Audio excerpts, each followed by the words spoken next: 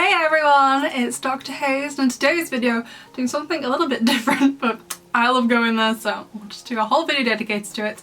About 66 books. I've been there twice now, so I thought I was well informed enough to do a video that's like tips, tricks, and also a book haul from my previous visit there. So I've actually been twice. I went last year, I think in February time, and then I have just recently got back from it. It's been a couple of weeks now.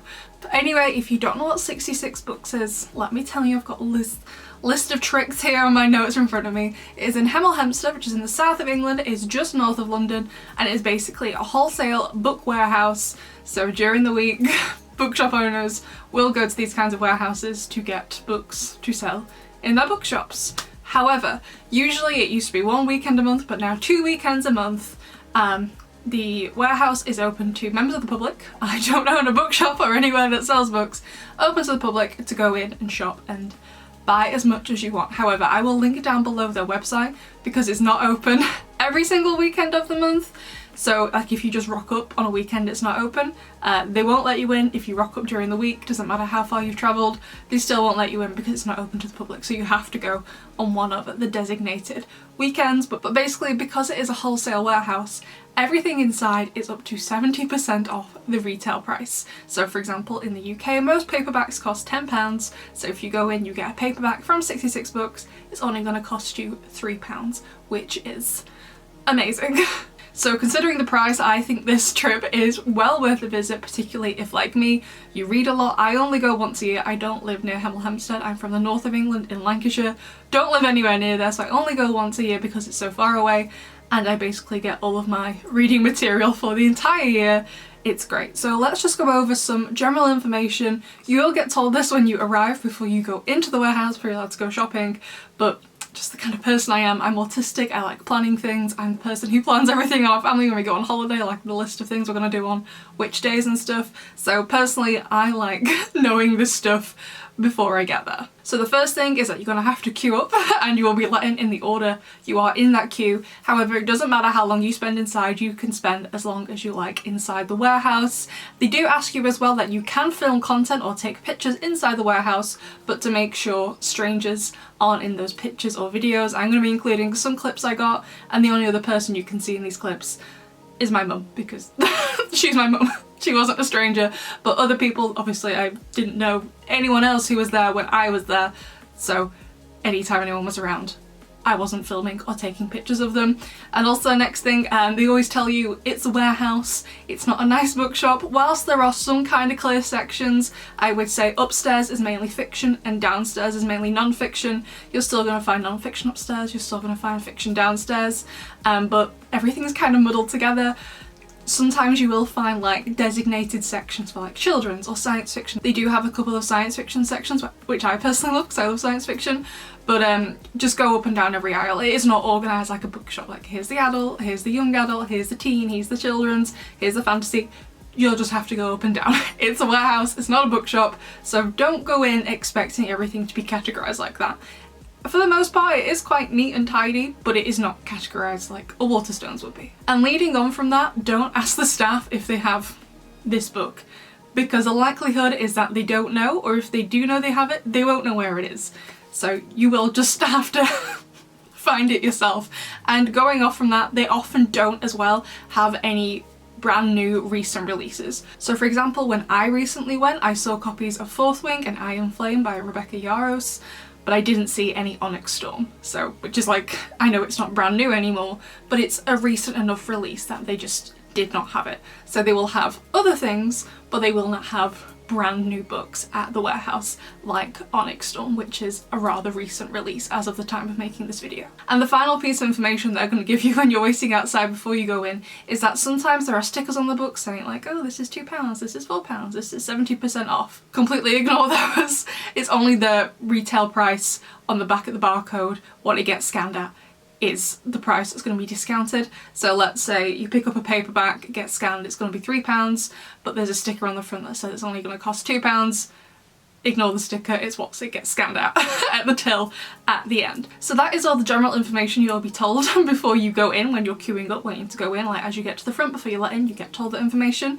So now let's get into the tips. And tip number one is to get there early. I definitely think it's become less popular. I think it went viral on TikTok when people started finding out you could do this. It was super, super busy. I think the first time I went, we got there very early. We were there for like 7:45, I think. And we were waiting in line maybe half an hour, and by the time we left, there was a queue from, because it's on an industrial estate, there was a queue from the warehouse itself all the way out of the gates leading into it and down the road. However, when I went the second time, there weren't quite as many people. I don't know if it's just a quiet weekend or whatever. It was also the Easter holidays, so we were kind of like hoping that maybe people like were off with their children and gone on holiday somewhere, so wouldn't choose that weekend, which is why we picked that one, because I don't have young children. However, I have heard online, despite that, it does still get really busy, so I would get there as early as you possibly can. Now for me, because I don't live in the south of England, I only go once a year due to my location. I live nowhere near Hemel Hempstead. This is like a full-on adventure for me. I get so excited. This is like 2 Christmases in 1 year, when we go to 66 Books and when it actually is Christmas. I get so excited. So we actually go the day before. We went on the Friday. We stayed over at the Premier Inn in a place called King's Langley, and then we got up super early, checked out I think at like 7:15, and we were at 66 Books for like 7:10, 7:15 in the morning. It was great. And as a result, we were, I think in total, me and my mum were 5th and 6th in line. There were only 4 other people in front of us. And when it opened, we were within the first batch. They let people in batches. So get there as early as you can and allow time to look around. So the first time I went is that it took us about 2 hours. The second time I would say we're about 2.5, because we knew it a bit better. We knew to go slow and things like that. So allow time once you are in there. However, they usually stop letting people in at around 4 p.m. because it closes at 6 p.m. So bear that in mind, depending on what time you arrive, that they might not even let you in. If you arrive at 5 and there's still a queue, you're probably not going to get in that day, unfortunately. The second tip is to wear something comfortable. You are going to be in a warehouse, the aisles are narrow, the shelves are very, very high. You're going to be carrying around a heavy basket or maybe a suitcase. We'll talk about that in a minute. So I would recommend perhaps not turning up in high heels, for example. I would go with something flat that's easy to walk around. There's an upstairs, downstairs. I don't believe there's a lift. The stairs are metal. You might get your heels stuck in them. It might be uncomfortable to walk around in for that long when you're browsing and you're carrying something heavy. So I would recommend going in something very comfortable, very casual, and also maybe consider having a rucksack instead of a handbag. I love handbags, I have loads, but when I went, I used a rucksack just so my hands would be free for the books and the basket and stuff. So tip 3 is I would take a suitcase or some other kind of large bag. Now, even if you drove to 66 Books, which me and my mum did, not everyone does, and some people were getting a taxi, were getting a bus, they were walking back to the train station, which I saw a couple of people doing. So I would definitely recommend, especially if you aren't going by your own mode of transportation, like your own personal car or a friend's car or whatever, I would recommend taking a suitcase. So when you do get to the till and they're scanning it, they do pack it into these big boxes for you. However, if you know you're not going by car, that's going to be a lot to carry, so I recommend taking an empty suitcase with you to pack the books in, so you can just wheel it behind you if you are walking back to the train station or something like that. Although if you do have a car, I would absolutely recommend driving, particularly if you are planning on getting a lot of books. And if you are a disabled badge holder like my mum is, take your badge with you and show it to the parking attendants. You will get a really good spot right at the front, so you don't have far to carry your books. And if you need help carrying the books, because I have arms made of noodles and my mum can't do it, they will also help you if you need to and if it's quiet enough. So don't worry about that. Although, like I did mention before, I don't actually believe there is a lift in 66 Books, or if there is, I didn't see one. It might have been another part of the warehouse we weren't in. So I'm really actually not sure how accessible it is, because when you go in, you go upstairs first. So you go into like a little entrance hall, then you immediately go upstairs, and I didn't see a lift, so I'm not actually sure how accessible it is. And also, going on from that, they do have toilets, and if you have been waiting in the queue for a long time and you really need the bathroom,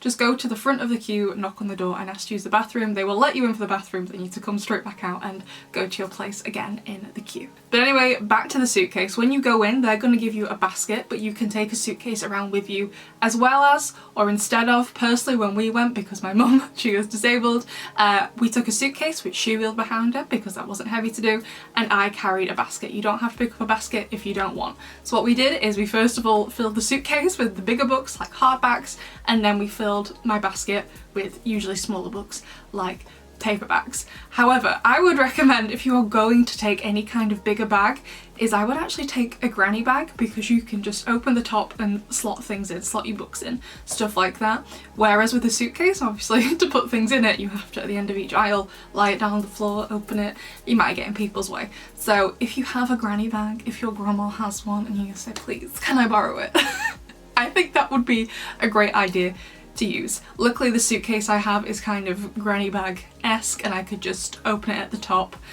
put stuff in without getting in loads of people's way. But I would definitely recommend taking some kind of suitcase or other kind of bag, even if you are driving to and from 66 Books and you don't have to walk back to the train station with a massive box of books. But if you are planning on getting a lot of books, I would definitely recommend taking some kind of suitcase or larger bag. So tip number 4, and I think most people would be like, I'm not sure on this one, but I think it is necessary, is to make a list of all the books you want. Now, as I've already said, when I use Iron Flame and Fourth Wing and Onyx Storm, they will not have everything you are looking for. This is not a bookshop. It's like one, but it's not actually a bookshop. They are not going to have everything you look for. However, I definitely feel like when I was making my list, I was of the mindset, I was basically like, I know they're not going to have everything on this list, but they're going to have some things on this list. In the end, I actually only got one thing from my list, but I was very happy about it. So I would definitely recommend making a list, but then because people are like, well, you don't really want to be getting it out as you're wandering around, you want to be looking at the books. I agree. So then the next part of it is you should memorize that list. Is it a bit of a weird thing to recommend? Yeah, probably, but I love books, what can I say? So tip 5 is to just take it slow. When you're going, it might be really, really busy when you actually get in the warehouse, and that is completely fine. Just chill out, don't stress. Your neck is gonna hurt because you want to look high and low. The shelves in this place are high, the aisles are narrow, your arms are gonna hurt depending on how much you fill your basket. But trust me, go slow, you want your trip to be worth it. As I've already said, I only go once a year because it's so far away. This is a whole like extra holiday for me, like a short weekend away, because we stay over, we go out for tea, we get up early, and then we buy loads of books. It's great. This is like an adventure for me. So just take it slow. I only go once a year. I want it to be worth it. Take it slow. Make sure you are looking absolutely high and low, all the way up every single shelf, right to the top. It will be worth it. Just chill out. Might be a little bit busy at first, but eventually everyone kind of thins out and finds their own pace. Just take it slow. I promise you it will be worth it. So tip 6 is to take food and drink. Now, eating and drinking is not allowed inside the warehouse. However, you can still have it with you in your bag. And the first time I went to 66 Books, it was just a straight queue. We were all stood in the rain under umbrellas. It was raining when we went, and they did let us leave our umbrellas just inside and pick them up after we'd paid, which was completely fine. You could do that. However, a lot of people I saw behind were leaving because they were hungry. They hadn't had breakfast yet, and there wasn't anywhere around to eat. Now, the second time I went, they did actually have a food van, which I thought was a great idea because it gets so busy. I was like, you're gonna make so much money this weekend. Just work 2 weekends a month, you're done for the whole month, you don't need to go anywhere else because of how many people turn up. However, if you have any kind of allergens or food preferences for whatever reason, so if that's the case, I would recommend taking your own food so you don't end up leaving before you even get in the warehouse because you're hungry. And you can take it in the warehouse with you as long as you don't take it out to eat and drink whilst you're in there, but you can have it in your bag. So I would recommend doing that, especially if you have any kind of food preferences. Tip 7 is to take a friend, to take your boyfriend, to take your mum, to take your brother, take someone. Take someone with you, even if they don't like books, just take them. If you're planning on buying a lot, you're gonna want someone to help you carry it. And preferably take somebody who is tall. I am 5'8" and the shelves are pretty high. They're a lot taller than me. So preferably take someone who is tall. They do have like stools everywhere, like the plastic kind of circular stools to stand on. And at one point I did see a man, he basically, the shelves are wooden, he like stood on the second shelf with one foot and stood on the other second shelf, because the aisles are narrow, other second shelf opposite with the other foot to get his wife a book from the top shelf. And I was like, huh, okay. So take someone who is tall and strong, even if they don't like books, promise to buy them lunch afterwards or something. You will not regret it. you definitely need help going around 66 books. And tip 8 is to just be nice and just wait in the aisles. It can get pretty busy, like I've already said, and some of the aisles are really, really narrow, especially upstairs. Downstairs, I say they're a little bit wider, but upstairs, where you all start, the aisles are quite narrow. You often can't always get past people, especially if people have suitcases and the baskets and stuff. It can be a little bit difficult, so just wait.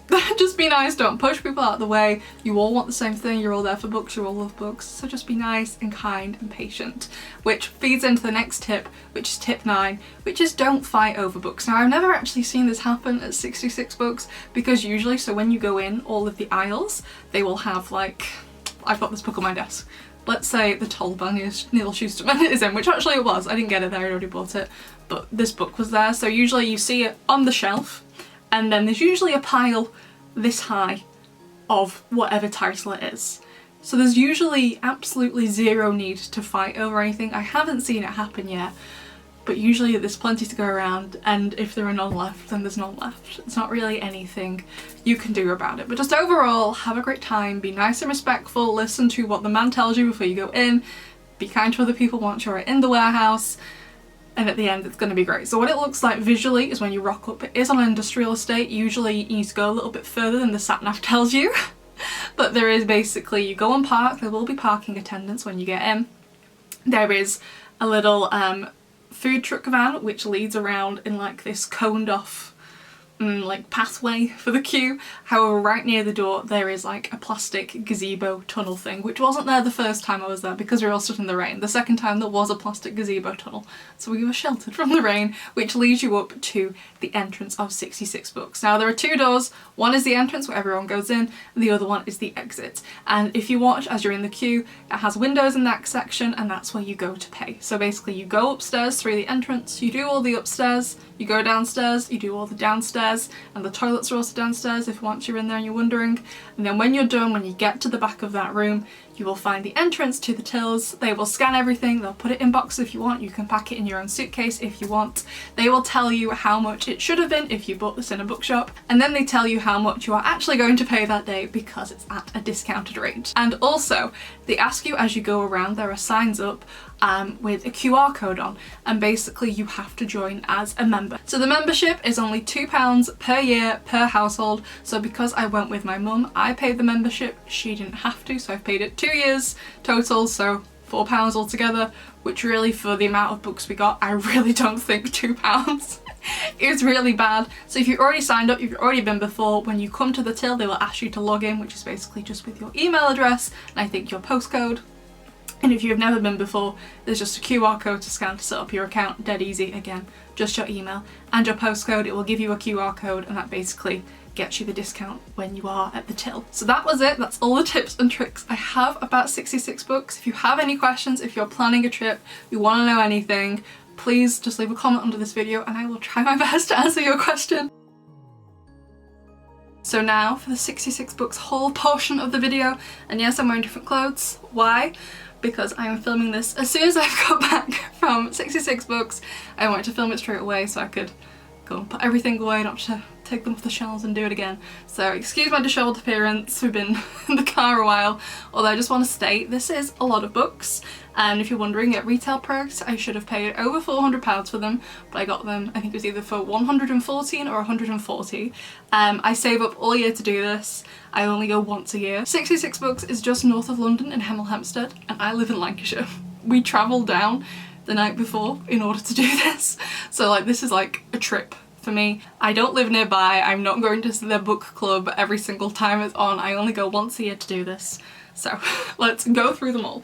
And first of all, the first thing I had to get, obviously, was the Cranford collection books. So this is my second time at 66 books. The first time I got Wuthering Heights, Jane Eyre and Pride and Prejudice, all absolutely gorgeous editions, and I wanted some more. However, I didn't think they had any other books like that, so when I went they had those three, and they also had Sense and Sensibility and Little Women. I already had Little Women and I really don't like Sense and Sensibility, so I didn't get them. However, they had a lot more this time. I don't know if they've just made them because they're popular or they just didn't have them last time, but I'm very excited. So I got The Scarlet Letter by Nathaniel Hawthorne, which is just absolutely stunning. They're all really nice. I got Good Wives by Louisa May Alcott, who is the person who wrote Little Women. Then I got Dracula by Bram Stoker. She's got a super cute little bat on it. It's so adorable. Then I got Lady Susan, The Watson Sanditon by Jane Austen, which is also gorgeous. The backs are gorgeous as well, by the way. And these should cost £20. So whatever 70% off £20 is how much I paid for them. The Age of Innocence by Edith Wharton. Stunning books. I also got Emma by Jane Austen, which honestly looks exactly the same as the Jane Eyre I own, but purple, like the flowers all look the same. And then the last one I got for Cranford Collection is The Great Gatsby, which has a cockatoo on it, and I don't know why it has a cockatoo on it. Now I do actually already own The Great Gatsby, however I made an exception for this because The Great Gatsby is one of my favourite books of all time, so I was like, this is such a stunning copy of The Great Gatsby. I have to get it. I couldn't leave it there, in good conscience. Like there were some other books I had, like I saw Little Women again. I like Little Women, but not enough to rebuy it in this. But because The Great Gatsby, literally one of my favourite books of all time, one of the few books in my life that has made me cry, literally only 5 books have ever made me cry, I had to buy it because it's just a stunning copy. So it's one of my favourite books. I feel like it should be allowed for your favourite books. And then apart from the Cranford Collection books, the only other hardback I got was Fathom Folk by Eliza Chan. So obviously I haven't read it yet, but I did read the blurb. I always take time in 66 books to read the blurbs, don't just go off the covers, like go through like, do I really want this? I've travelled all this way, do I really want this?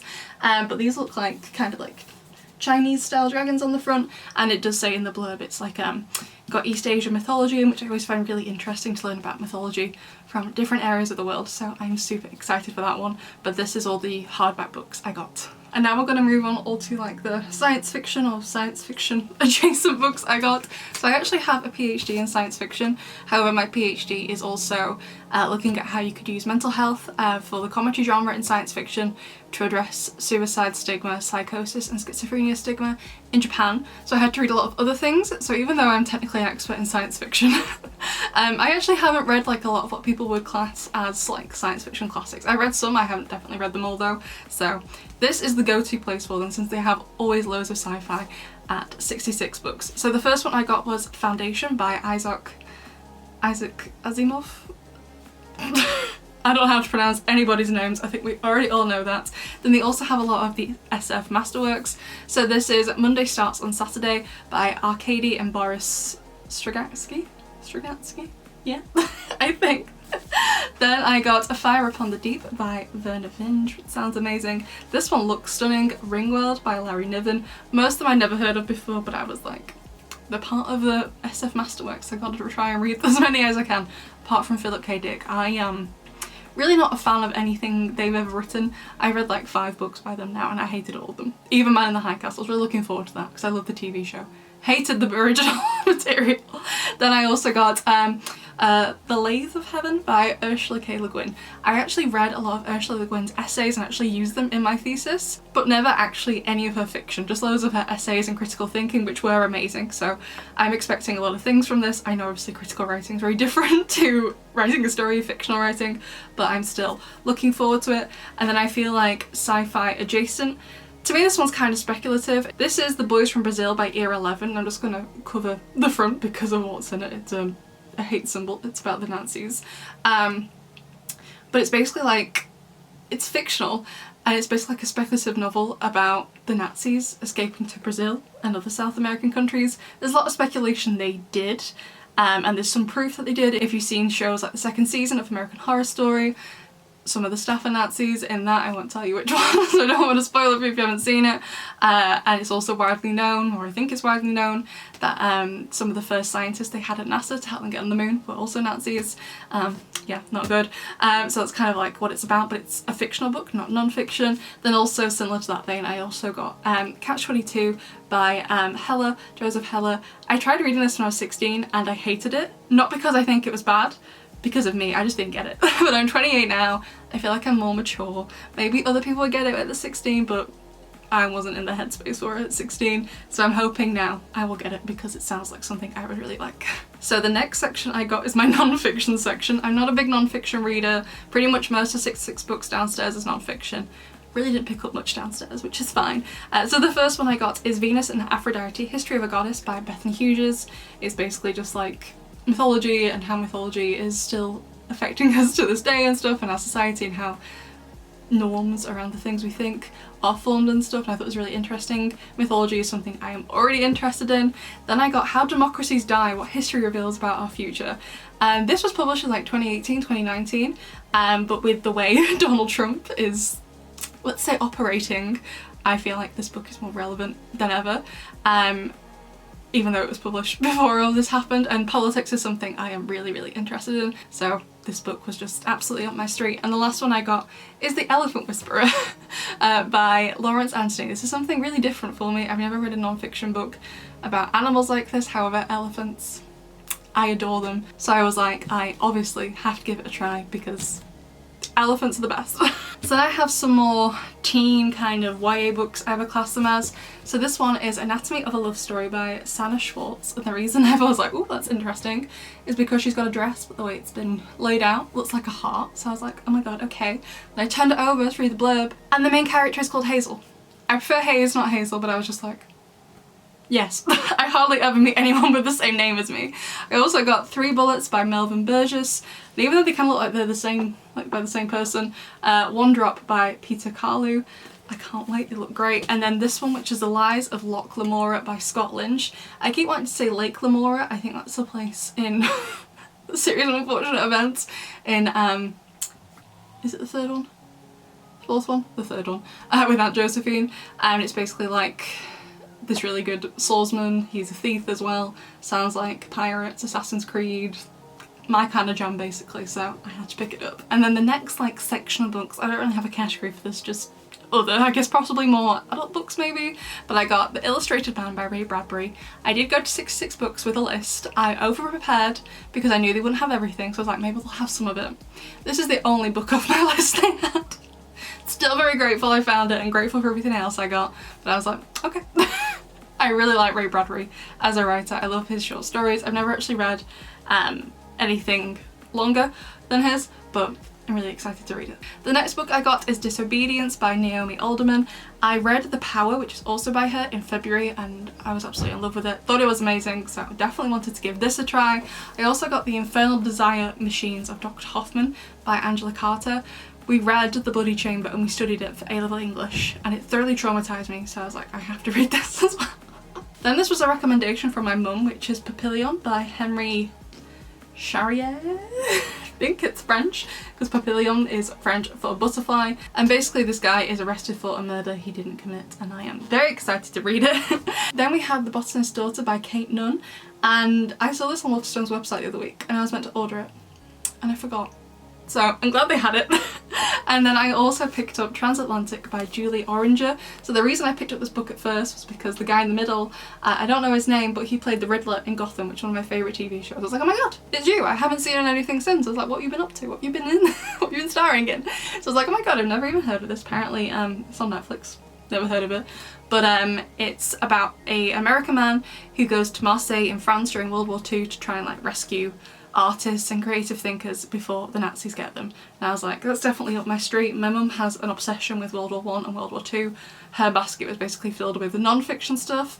I'm not that interested in non-fiction World War stuff myself, but I will dabble in some World War I and World War II fiction from time to time. And the last thing I got is Cassandra Clare's The Mortal Instruments Shadowhunters series. I'm not sure, is it Shadowhunters, Mortal Instruments, both? I'm not sure. This series, sorry it's still in the cellophane, was coming out when I was growing up and I just never read it, and I don't understand why, and I've just become suddenly really interested in it all of a sudden. However, I don't usually buy series all at once. I usually buy one, and if I like it I'll get the next one. If I like it I'll get the next one. As soon as I stop liking it I start reading it. It's just the way I am, so I don't want to waste money. I've always been like that. However, they weren't selling them separately, but I was just like, you know what, it's a great deal. It was meant to be like £55, so I think overall it was a great deal. And that was everything I got.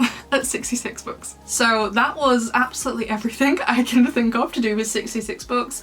It's a great place, and I think past me said it, but I'm gonna say it again. It was a while when I filmed that. I filmed that as I got back from 66 books. I had like half an hour rest to unpack my suitcase, and I was like, okay, time to film. But I'll say it again, is that I know it's a lot of books, but I only go to 66 books once a year because it's so far away from me, and I get pretty much everything I read for the year there. I think the only times I really buy books is on my birthday in August, and I get some for Christmas, and then the only other books I really get is if it's a brand new release, which they wouldn't have there anyway. Like, in addition to going to 66 books this year, I think I've actually only purchased 4 books, and one of them was Sunrise on the Reaping by Susan Collins, so a brand new title. But as you can see, I love books daily. I get pretty much all of my reading material for the entire year on my one trip to 66 books. So if you read as much as I do, so I think last year I read over 70 books, this year so far, I am filming this on the 6th of May, I've read like 35 books already, so